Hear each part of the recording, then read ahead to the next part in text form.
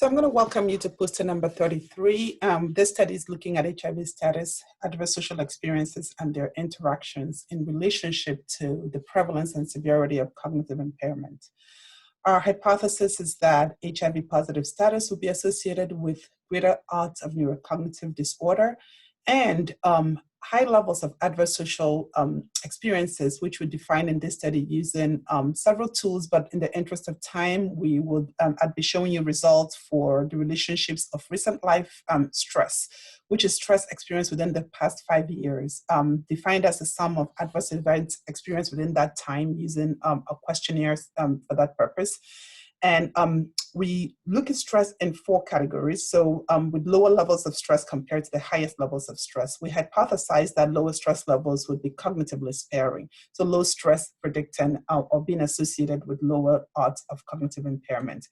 In terms of cognitive performance itself, we used a very comprehensive battery of performance-based neuropsychological tests to define cognition in 8 domains.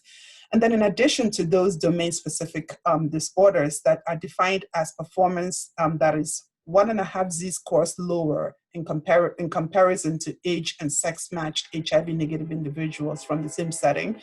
So disordered individuals are performing 1.5 standard deviations lower generally. And so in addition to these 8 domain-specific tests of cognition, we also have a global measure of cognitive impairment that is, and there's 2 specific global measures. The first is the sum of total domains that are impaired. So the sum of 8 domains impaired. And the second is a definition using a modified Frascati criterion to look at global cognitive impairment as to distinguish individuals who are unimpaired, not cognitively impaired in any domain, from those who have asymptomatic cognitive impairment, and at the highest category being those who have a disorder that could be minor or major. We use logistic regression models to relate these exposures, HIV status, and stress, various levels of stress to cognitive to impairment of cognitive domains. In addition, we looked at interactions between HIV status and stress in these outcomes. So we found in this study an average, just to give you a quick rundown of the main findings, and I'd be glad to talk to you if you come to my poster. But we found that consistent with our hypothesis that HIV positive status was associated with twice the odds of impairment in several domains, specifically in motor speed, executive function, processing speed, and working memory. And most of these were statistically robust or nearly so.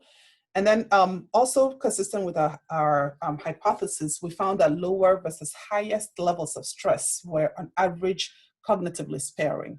However, as you can see in figure 2, these relationships were not exactly dose dependent, which was not what we anticipated. But if you just look at the extremes for executive function and processing speed, you'd notice that those with the least number of stress compared to those who had the highest levels of stress, so the first quintile compared to the 5th quintile, was associated with 0.4 with 60% lower odds of executive impairment in this sample. And you'd see similar protection, though not necessarily statistically robust for processing speed.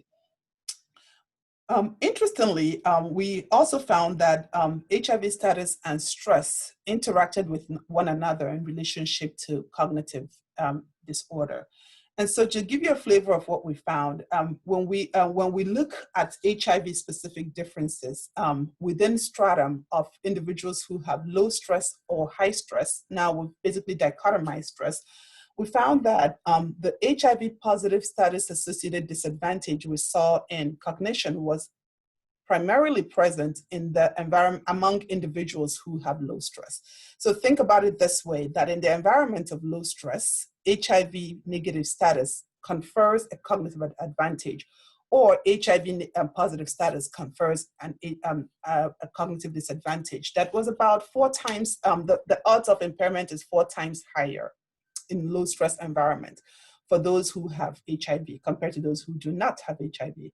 Now, when you look at individuals who report high levels of stress, regardless of HIV status, among those with high levels of stress, surprisingly, we find that if differences by HIV status were significant, they were substantially muted, at least 50% lower compared to what they were in 50%, at least 50% lower than what you see for HIV positive versus HIV negative comparison in a low stress environment. This is especially so for the number of domains that are impaired. And you see where you have an odds ratio of 4.2 compared to an odds ratio of 2.4 in high stress environments. For domain specific relationships, we generally saw no differences. So in the context of high stress, HIV positive status was not associated with worse cognitive disorder compared to HIV negative status.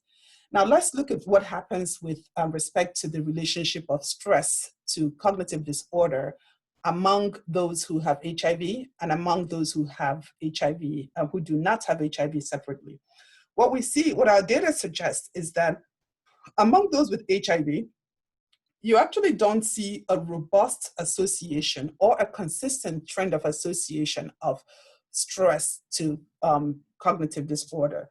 And this was not what we necessarily expected, but we're basically is suggesting to us that among HIV positives, potentially more other factors, maybe HIV-related health factors or other factors seem to be more consistent in their association with HIV and with neurocognitive disorder, or at least much more robust.